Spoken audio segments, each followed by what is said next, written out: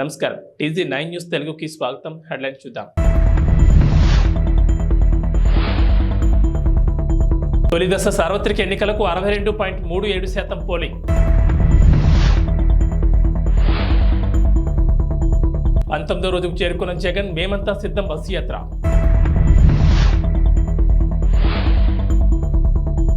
August 15లోగా ఖచ్చితంగా 2 లక్షల రుణమాఫీ. రేవంత్ ప్రచండ భానుడు నడినెత్తిన నిప్పులు జరుగుతున్నా వడగాల్పులు వీస్తున్నా దేశవ్యాప్తంగా 16.63 కోట్ల మంది ఓటర్లు తమ ఓటు హక్కును వినియోగించుకున్నారు. కొన్ని చోట్ల వర్షం కురుస్తున్నా కూడా ఓటర్లు ఓపికగా లైన్లో నిలబడి ప్రజాస్వామ్యంలో తమ పవిత్ర కర్తవ్యాన్ని నిర్వర్తించారు. శుక్రవారం రాత్రి 9 గంటల సమయం వరకు అందిన వివరాల ప్రకారం సార్వత్రిక ఎన్నికల సమరం తొలి దశలో భాగంగా 21 రాష్ట్రాలు కేంద్రపాలిత ప్రాంతాల్లోని 102 స్థానాలకు జరిగిన ఎన్నికల్లో 62.37% ఓటింగ్ నమోదైంది. కొన్ని చోట్ల నుంచి ఇంకా పూర్తిగా వివరాలు అందనందున పోలింగ్ శాతాలు ఇంకా పెరిగే అవకాశం ఉందని ఈసీ ఒక ప్రకటనలో వెల్లడించింది.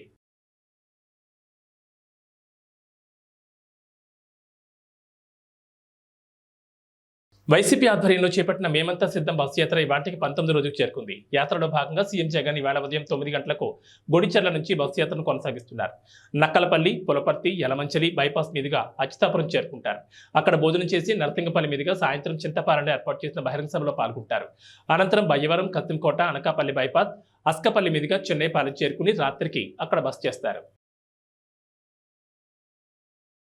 10 ఏళ్ల వరకు తెలంగాణలో కాంగ్రెస్ ప్రభుత్వం ఉంటుందని సీఎం రేవంత్ రెడ్డి స్పష్టం చేశారు. కాంగ్రెస్ కార్యకర్తల అండతో కుర్చీపై కూర్చున్నామని, తమని ఎవరూ కదపలేరని మహబూబాబాద్ జనజాతర సభలో చెప్పుకొచ్చారు.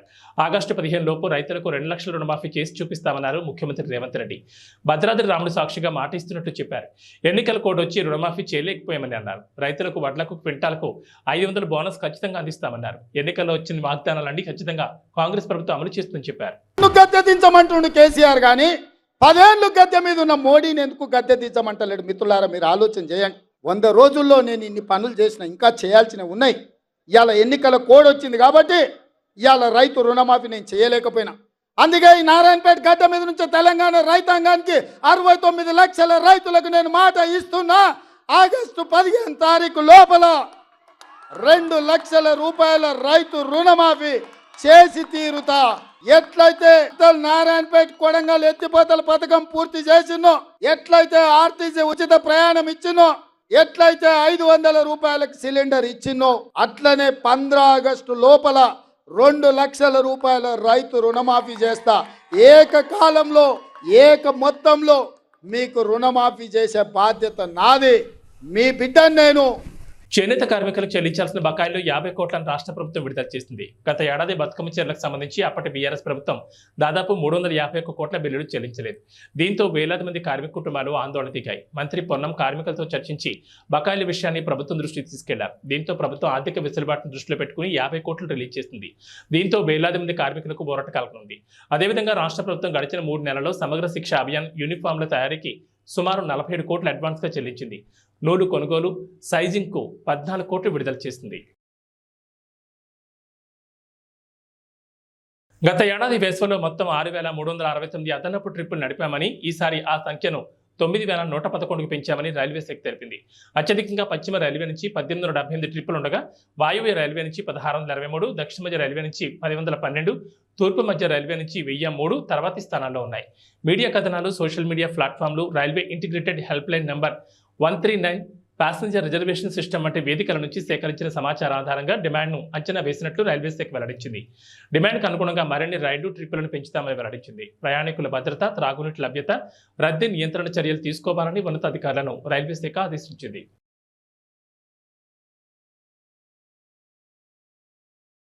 ఐపీఎల్ 2024లో భాగంగా లక్నో వేదికగా జరిగిన మ్యాచ్లో చెన్నై సూపర్ కింగ్స్ పై లక్నో సూపర్ జైంట్స్ 8 వికెట్ల తేడాతో విజయం సాధించింది.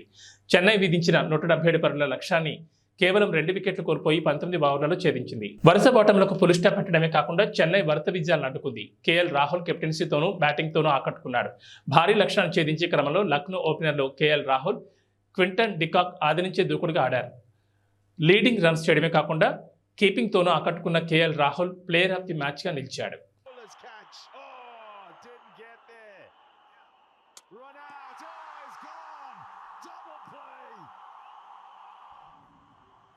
Tushar Deshpande was thinking there's going to be a fielder who's going to come around and take that catch. Moeen Ali. AP Telangana రెండు తెలుగు రాష్ట్రాల్లో వేసవి ప్రభావం బాగానే కనబడుతోంది. పగటి వేళ ఎండల తీవ్రత గంట గంటకు అధికమవుతోంది. సాధారణం కన్నా ఉష్ణోగ్రతలు 2 నుంచి 3 డిగ్రీలు అధికంగా ఉండనున్నాయి. వాతావరణంలో మార్పు కూడా స్పష్టంగా కనబడుతోంది. మధ్యాహ్నం వేళ భోజనం చేసిన తర్వాత ఎండకు జడిసి బయటకు వెళ్లడం కూడా మానుకుంటున్నారు జనాలు. 2 రోజుల నుంచి ఎండల తీవ్రత గట్టిగా ఉంటుంది. శరీరం డిహైడ్రేట్ కాకుండా చూసుకోవాలని వైద్యులు సూచిస్తున్నారు. తెలంగాణలో పగటి ఉష్ణోగ్రత గరిష్టంగా 33 డిగ్రీలు నమోదవుతుంటే రాత్రి సమయంలో 20 డిగ్రీలుగా నమోదవుతోంది. మరోవైపు గాలులు కూడా వీస్తున్నాయి. తెలంగాణ ప్రాంతంలో వేడి కూడా ఎక్కువగా అవుతోంది. గులకరాయి దాడి ఘటనలో మలుపులు తిరుగుతున్న దర్యాప్తు ఇప్పుడు విజయవాడ సెంట్రల్ నియోజకవర్గ టీడీపీ అభ్యర్థి బొండా ఉమామహేశ్వరరావు వైపు వెళ్తోందా? కేసులో ఆయనను నిందితుడిగా చేర్చే ప్రయత్నాలు జరుగుతున్నాయా అంటే ప్రస్తుతం జరుగుతున్న పరిణామాలు అందుకు అవుననే సమాధానమిస్తున్నాయి. విజయవాడ మొగల్రాజ్పురంలోని బొండా ఉమా ఇంటి వద్ద అజిత్ సింగ్ నగర్లో పార్టీ కార్యాలయం వద్ద శుక్రవారం రాత్రి హైడ్రామా నడిచింది. ఉన్నట్టుండి ఒక్కసారిగా పోలీసులు పార్టీ కార్యాలయం వద్దకు చేరుకోవడంతో అక్కడ ఉద్రిక్త పరిస్థితులు ఏర్పడ్డాయి. పోలీసులు వచ్చిన సమాచారం తెలుసుకున్న పార్టీ కార్యకర్తలు భారీ సంఖ్యలో కార్యాలయం వద్దకు చేరుకున్నారు. ఇక్కడ ధర్నా చేయమన్నారు. ఇక్కడ జగన్ వస్తున్నాడు చెప్పి రండి అంటే మట్టికి 200 ఇస్తున్నట్టు 10 కేళ్ళు వచ్చారు. అప్పుడే వచ్చారు 10 కేళ్ళు వచ్చి అయ్యా 200 కోరుకొని ఎట్ట కాళ్ళు పట్టుకుంటే నా మనం తెచ్చుకొని నేను ఇక్కడే నిలబెట్టుకున్నా. వాళ్ళే రమ్మన్నారా మీకు 200 ఇస్తానని? 200 ఇస్తున్నాను వాళ్ళే రమ్మన్నారు. మా పేర్లు కూడా రాసిండ్రు. పొద్దున్న లేక పనికి వెళ్తాడు. వాళ్ళే ధర్నాకు రమ్మన్నారు. వాళ్ళే రమ్మన్నారు. వస్తా నిలబడి 200 ఇస్తున్నాడు. ఆయన వచ్చిన దాకుండి ఆయన వచ్చినాక వెళ్ళిపోయాడు. మేము పిల్లగాడు ఎక్కడైనా సరే పిల్లగాడు ఎవరు జోలికి వెళ్ళడు, ఒక చుట్టుకి వెళ్ళడు.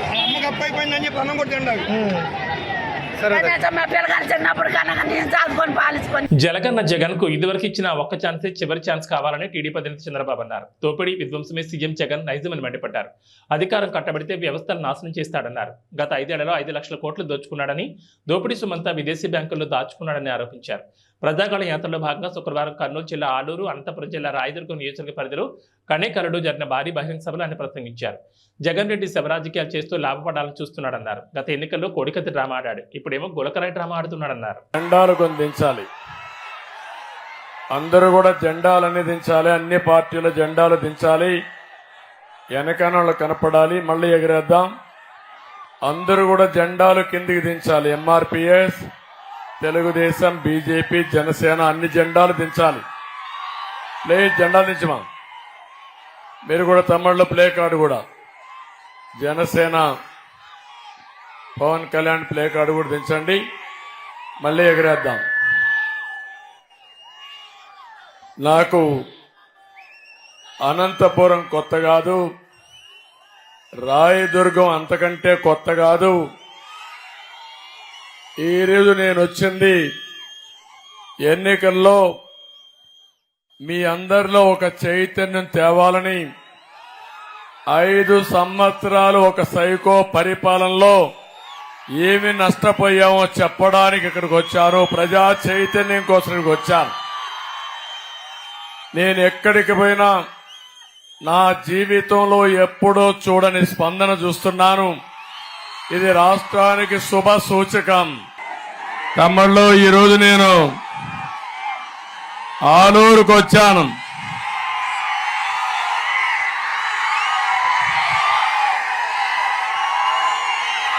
ఆలూరులో మీ ఉత్సాహం చూస్తా ఉంటే ఎన్నోసార్లు ఆలూరుకు వచ్చాను కానీ ఇంత ఉత్సాహం నా జీవితంలో ఎప్పుడూ చూడలేదు. చాలా అభిమానంగా ఉన్నారు, ఉత్సాహంగా ఉన్నారు. ఈరోజు నేను ఒకటే మీ అందరినీ కోరడానికి వచ్చాను. ఏపీ చరిత్ర అదొకసారి తీసి పైకి పంపి పైకి ఇచ్చేయి. ఇటు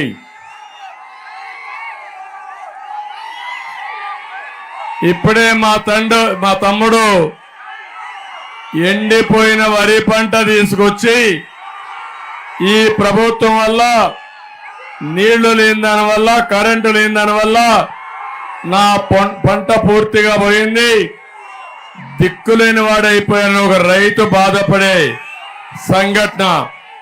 నేను ఈ విషయం కూడా మాట్లాడతాను. నగర్లో వైసీపీ అభ్యర్థి ఆర్కే రోజా నామినేషన్ దాఖలు చేశారు. అంతకుముందు నగర్లో పుదుపేట వినాయక స్వామి ఆలయంలో ఆర్కే రోజా దంపతులు ప్రత్యేక పూజలు నిర్వహించారు. అక్కడే నామినేషన్ పత్రాలపై సంతకాలు చేశారు. అనంతరం అక్కడి నుంచి నగరి ఆర్డీఓ కార్యాలయం వరకు భారీ ప్రదర్శనగా వచ్చారు. నగరి క్లాక్ టవర్ వద్ద మంత్రి రోజాకు వైసీపీ శ్రేణులు ఘన స్వాగతం పలికారు. తన కష్టాన్ని గుర్తించిన జగనన్న తనను చెల్లెలుగా భావించి అండగా నిలిచారని మంత్రి రోజా అన్నారు. తన సేవల గుర్తుగా మంత్రి పదవి ఇచ్చారన్నారు. మూడోసారి తనకు టికెట్ రాదని కొందరు ప్రచారం చేశారని, అయితే జగన్ అండతో తాను నేడు నామినేషన్ ఇస్తున్నట్లు చెప్పారు. 2000 కోట్లకు పైగా సంక్షేమ అభివృద్ధి పనులను నగర నియోజకవర్గంలో చేపట్టినట్లు వివరించారు. ఈసారి తప్పకుండా హ్యాట్రిక్ విజయం సాధించి జగనన్నకు గిఫ్ట్గా ఇస్తానని ధీమా వ్యక్తం చేశారు.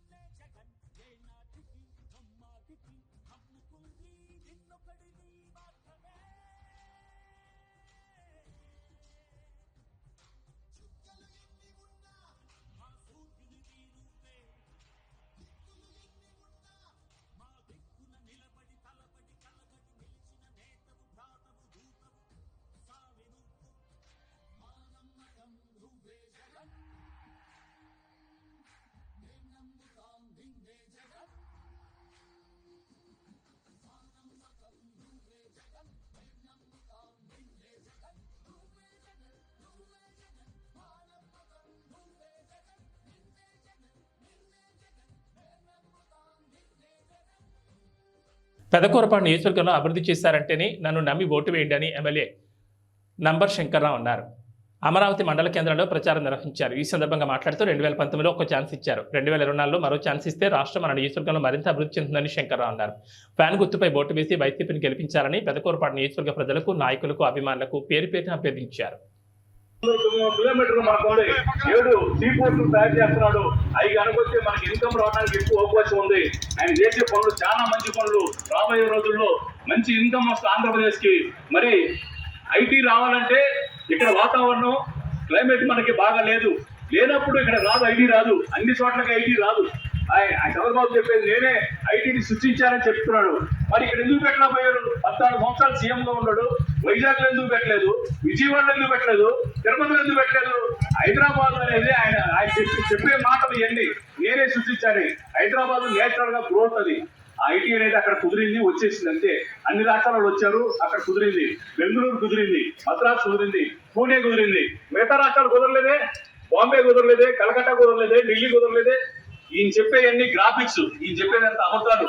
మన ఆంధ్రప్రదేశ్ లో ఐటీ రావాలంటే ఏదైనా కొద్ది గొప్ప వస్తే వైజాగ్ తప్పితే ఎక్కడికి రాదు. అది అక్కడ మనకి అన్ని భాషలు వచ్చిన వాళ్ళు అక్కడ ఎంతో కొంత ఉన్నారు కాబట్టి అక్కడ డెవలప్ అవడానికి అవకాశం ఉంది. ఈ చంద్రబాబు చెప్పేది గ్రాఫిక్స్ మాత్రం దయచేసి మీరు నమ్మొద్దు. మీరు నమ్మితే మునిగిపోవడం తప్పితే ఆయన చెప్పే మాటలు ఒక్కటి కూడా నిజం లేదు. మరి మనకి ఇన్కమ్ రావాల్సిన సోర్స్ ఉన్నాయి, చాలా ఉన్నాయి. మనకి సీ పోర్ట్ ఉంది, 800-900 కిలోమీటర్లు ఉంది. అక్కడ పోర్టులు పెడుతున్నాడు. అక్కడ పోర్టు పెడితే మరి ఎక్స్పోర్ట్ ఇంపోర్ట్. జగన్ను మరోసారి ముఖ్యమంత్రిగా చేయాలని ఎన్నికల ప్రచారంలో భాగంగా వైసీపీ బద్వేల్ అదనపు సమన్వయకర్త నల్లేరు విశ్వనాథ్ రెడ్డి అన్నారు. కడప జిల్లా కలసపాటు మండలంలోని పలు గ్రామాల్లో వైసీపీ బద్వేల్ అదనపు సమన్వయకర్త నల్లేరు విశ్వనాథ్ రెడ్డి జరగబోయే ఎన్నికల్లో భాగంగా ఇంటింటి ప్రచారం నిర్వహించారు. ముందుగా ఆ గ్రామాల ప్రజలు ఆయనకు పూలమాలలు వేసి ఘనంగా స్వాగతం పలికారు. అనంతరం మాట్లాడుతూ రాష్ట్రంలోని గ్రామాలు సైతం ప్రజలకు సంక్షేమ ఫలాలు అందాలన్నా, అభివృద్ధి చెందాలన్నా మరోసారి జగనన్నను ముఖ్యమంత్రిగా చేయాలని కోరారు. సంక్షేమ లక్ష్యంగా పనిచేస్తూ అహర్నిశలు ప్రజల అభివృద్ధి కోసం పాటుపడే జగనన్నను మరోసారి ముఖ్యమంత్రిగా గెలిపించాలని ఆయన కోరారు. ఫ్యాన్ గుర్తుపై ఓట్లు వేసి ఎమ్మెల్యే అభ్యర్థి దాసరి సుధని మరియు కడప ఎంపీ అభ్యర్థి వైఎస్ అవినాష్ రెడ్డిని అత్యధిక మెజార్టీతో గెలిపించాలన్నారు.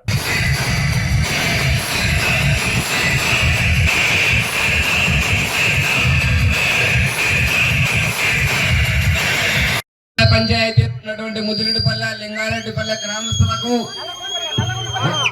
నల్లగొండపల్లె గ్రామస్తులకు, వైఎస్ఆర్ కాంగ్రెస్ పార్టీ కార్యకర్తలకు, పెద్దలకు, అభిమానులకు, అక్క చెల్లెమ్మలకు, అవ్వతాతలకు, ప్రింట్ మీడియా మరియు ఎలక్ట్రానిక్ మీడియా ప్రతినిధులకు అందరికీ నమస్కారాలు.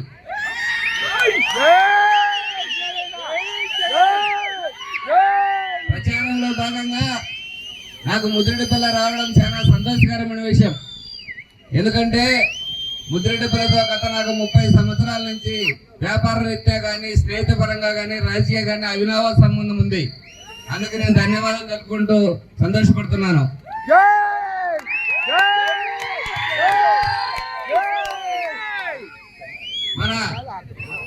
ప్రియతమ ముఖ్యమంత్రి, బడుగు బర్గవాల ఆశా జ్యోతి, పేదల పాలిట పెన్నిధి మన నాయకుడు ముఖ్యమంత్రి జగన్మోహన్ రెడ్డి గారు ఏదైతే 2019లో మాటిచ్చాడు, మేనిఫెస్టోలో మాటిచ్చాడు, చెప్పిన పథకాలన్నీ మాట చెప్పకుండా మడమ తిప్పకుండా దాదాపు డైరెక్ట్ గా డిబిటీ ద్వారా 2,70,000 కోట్లు, బ్యాంక్ అకౌంట్ ద్వారా 1,50,000 కోట్లు డైరెక్ట్ గా ట్రాన్స్ఫర్ చేయడం జరిగింది. ఆ రోజు ఏం చెప్పాడంటే ప్రచారంలో భాగంగా కులాలు చూడం, మతాలు చూడం, పార్టీలు చూడం, వర్గాలు చూడం అని చెప్పి ప్రతి ఒక్కరికి పథకాలు ఇచ్చినటువంటి మన జగన్మోహన్ రెడ్డి. ఏమైనా నా వల్ల మీకు లబ్ధి చేరుకుంటే నాకు ఓటేయండి అని చెప్పిన ఏకైక దమ్మున్న వ్యక్తి జగన్మోహన్ రెడ్డి. భారతదేశంలో కూడా ఏ ఒక్క ముఖ్యమంత్రి, ఏ ఒక్క నాయకుడు కానీ నా వల్ల లబ్ధి పొందింటే ఓటేయండి అని చెప్పిన వారు ఎవరు లేరు. చెప్పినాడు ఏకైక ముఖ్యమంత్రి మన జగన్మోహన్ రెడ్డి. మన అభివృద్ధి పరంగా చూస్తే మన బద్వేల్ తాలూకాకు 2019 నుంచి 2 సంవత్సరాలు కరోనా అందరూ ప్రపంచం 450 కోట్ల చిలుకలు లబ్ధి చేరింది. డైరెక్ట్ గా అయితేనేమి, ఇండైరెక్ట్ గా అభివృద్ధి పరంగా అయితేనేమి. అందులో భాగంగా కలసపాడుకు 160, కలసపాడు మండలానికి 168 కోట్లు డైరెక్ట్ గా మనకు డబ్బులు ఇవ్వడం జరిగింది. అదేవిధంగా బ్యాంకు ట్రాన్స్ఫర్ ద్వారా 43 కోట్ల డబ్బులు ఇవ్వడం జరిగింది. నేనేం చెప్తున్నానంటే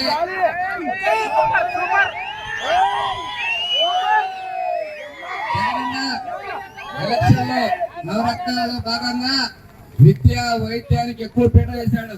ఎందుకు వేశాడంటే విద్యా వైద్యం ఎక్కడ ఉంటే అక్కడ అభివృద్ధి బాగుంటుంది, ఆ ఇల్లు బాగుంటుంది, జిల్లా బాగుంటుంది, రాష్ట్రం బాగుంటుందని చెప్పి విద్యా వైద్యానికి వేశాడు. విద్యా వ్యవస్థలో భాగంగా మన జగనన్న ప్రతి ప్రభుత్వ పాఠశాలను కూడా ప్రైవేటు పాఠశాలలుగా తీర్చిదిద్దడం జరిగింది. ఎంతో మందికి అద్భుతంగా శానిటరీ విషయంలో కానీ, బుక్కుల విషయంలో కానీ, డ్రెస్సుల విషయంలో కానీ, మధ్యాహ్నం భోజన విషయంలో కానీ, పిల్లలు చదువుకునే విషయంలో అనే విధంగా తీర్చడం జరిగింది. ప్రపంచ స్థాయిలో విద్యా వ్యవస్థలో పోటీ పడాలని చెప్పి ప్రతి స్కూల్లో ఇంగ్లీష్ మీడియం పెట్టడం జరిగింది.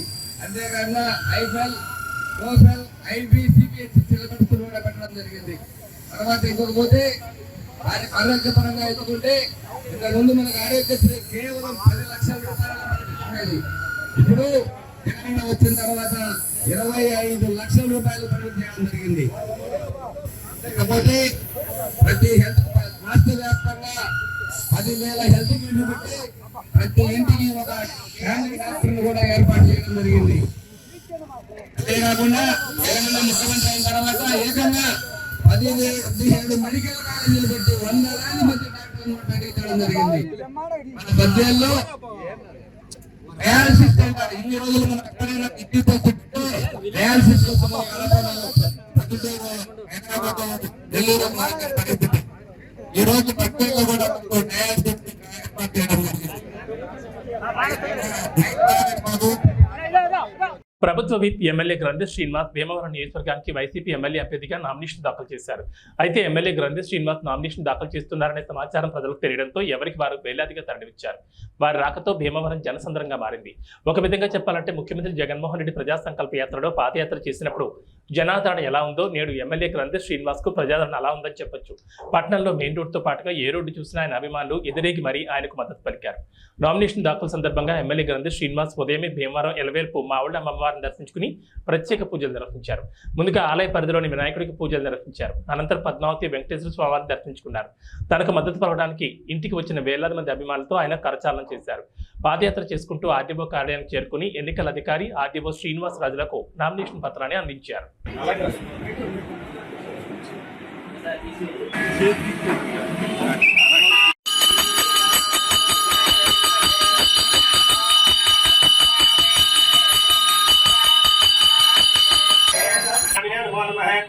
ఆనందగత జయ గణేశ్వర స్వామి ప్రసాద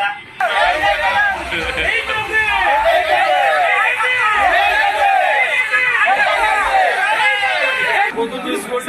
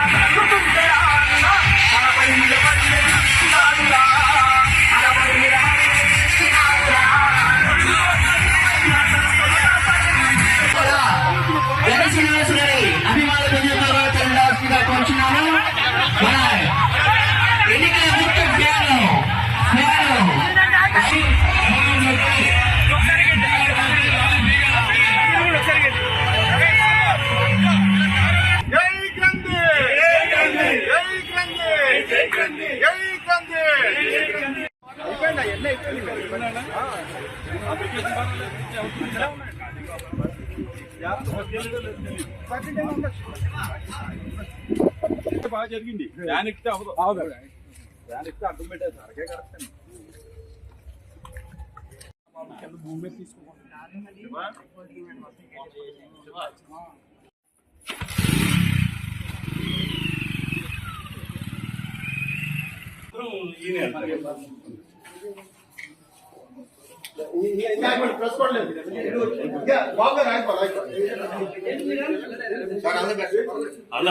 భీమవరం నియోజకవర్గ వైఎస్ఆర్ కాంగ్రెస్ పార్టీ అభ్యర్థిగా నామినేషన్ దాఖలు చేయడం జరిగింది. 2019 నుంచి 24 దాకా నా సాయశక్తుల భీమవరం నియోజకవర్గ అభివృద్ధి కోసం ఇక్కడ ప్రజలకి ఏ సమస్య వచ్చినా కూడా వారికి అందుబాటులో ఉండి వారి ప్రతినిధిగా వారి సమస్యలకి బాధ్యతను వహిస్తూ వాటిని పరిష్కరించడానికి నా స్థాయి శక్తుల నేను ప్రయత్నం చేయడం జరిగింది. ముఖ్యంగా జగన్మోహన్ రెడ్డి గారి పరిపాలన ఒక రెవల్యూషనరీ పరిపాలన అందించడం జరిగింది. గత ప్రభుత్వాలన్నీ కూడా నిర్లక్ష్యం చేస్తే ఆర్థిక అసమానతతో తొలగించే విధంగా ఎస్సీ, ఎస్టీ, బీసీ అగ్రవర్ణాల్లో కూడా పేదలందరికీ కూడా మేలు చేసే విధంగా నవరత్నాల ద్వారా ఆయన పరిపాలన అందించడమే కాకుండా పరిపాలన వికేంద్రీకరణలో భాగంగా సచివాలయ వ్యవస్థను ఏర్పాటు చేయడం, అలాగే పేదలకి సేవ చేసే దాంట్లో భాగంగా వాలంటీర్ వ్యవస్థను ఏర్పాటు చేయడం, ఇవన్నీ చేసి చెప్పినవన్నీ కూడా చేసి మళ్ళీ రేపు ఎన్నికలకి మేము ప్రజల దగ్గరికి ఓటు అడుగుతానికి వెళ్తున్నాం. నిజంగా ఓటు అడుగు హక్కు ఎవరికన్నా ఉన్నదంటే కనుక జగన్మోహన్ రెడ్డి గారికి, వైఎస్ఆర్ కాంగ్రెస్ పార్టీ అభ్యర్థులకి, వైఎస్ఆర్ కాంగ్రెస్ పార్టీ నాయకులకి, వైఎస్ఆర్ కాంగ్రెస్ పార్టీ కార్యకర్తలకే ఓటు అడిగే హక్కు ఉంది. ఎందుకంటే మనం గతంలో చూసాం, చాలా సీనియర్ అని 40 సంవత్సరాల ఇండస్ట్రీ అని 14 సంవత్సరాల ముఖ్యమంత్రి అన్న వ్యక్తి ఏ ఒక్క వాగ్దానాన్ని కూడా అమలు చేయకుండా సుమారు 650 వాగ్దానాలు అనేదానికన్నా అబద్ధాలు అనొచ్చు, ప్రజల దగ్గర అబద్ధాలు ఆడి ఓట్లు వేయించుకుని 2014 ఎన్నికలు అయిన తర్వాత ప్రజలకి వెన్నుపోటు పొడిచిన వ్యక్తి. వెన్నుపోటు అనేది పేటెంట్గా పెట్టుకున్న వ్యక్తి చంద్రబాబు నాయుడు గారు. ఇవాళ జగన్మోహన్ రెడ్డి గారి పక్షాన ప్రజలందరూ కూడా ఉన్నారు కాబట్టి అన్ని పార్టీలకి సంబంధించి ప్రతి పార్టీకి ఎంతో కొంత ఓట్ పర్సంటేజ్ ఉంటుంది. కానీ వాళ్ళ ప్రజల పూర్తి సంపూర్ణమైన మద్దతును ఎవరు కూడా పొందలేకపోయారు. అటు కమ్యూనిస్ట్ పార్టీలు కానీ, అటు భారతీయ జనతా పార్టీ కానీ, లేకపోతే జనసేన పార్టీ కానీ, తెలుగుదేశం పార్టీ కానీ, కాంగ్రెస్ పార్టీ కానీ, ఏ పార్టీ కూడా మెజార్టీ పీపుల్ మద్దతుని కూడగట్టలేకపోయారు. వాళ్ళెవరు కూడా సింగిల్గా పోటీ చేసి మరి ప్రభుత్వాన్ని స్థాపించలేదు.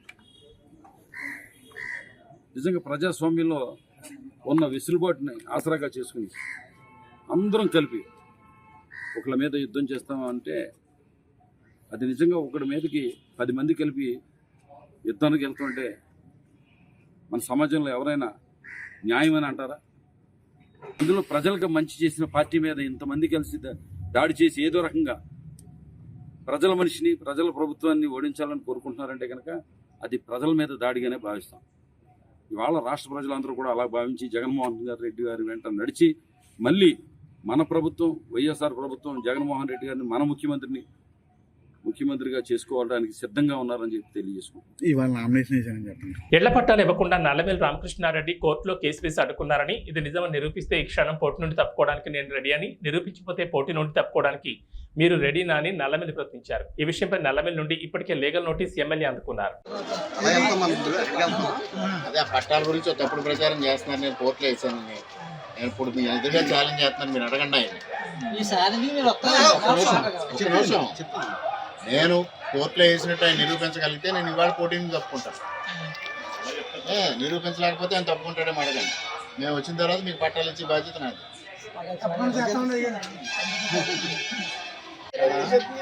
ఇవన్నీ డ్రామా చేసి పట్టాలు ఇస్తారని చెప్పడం, ఇవ్వలేరు, దానికి రామకృష్ణారెడ్డి గారు కోర్టుకు వెళ్ళారని చెప్పడం,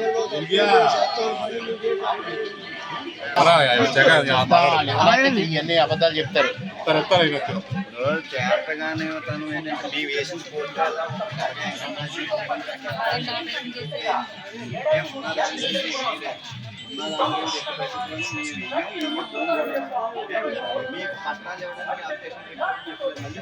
హోంమంత్రి తానేటి వనిత నామినేషన్ కార్యక్రమానికి వెళ్లి వస్తుండగా రోడ్డు ప్రమాదం జరిగింది. తూర్పుగోదావరి జిల్లా నల్లజర్ల మండలం వీరపల్లి టోల్ ప్లాజా సమీపంలో డివైడర్ను ద్విచక్ర వాహనం ఢీకొట్టింది. దీనిలో ముగ్గురికి తీవ్ర గాయాలయ్యాయి. వెంటనే సామాజిక ఆరోగ్య కేంద్రానికి పోలీసులు తరలించారు. ఇద్దరి పరిస్థితి విషమంగా ఉండడంతో రాజమండ్రి ప్రభుత్వ ఆసుపత్రికి తరలించారు.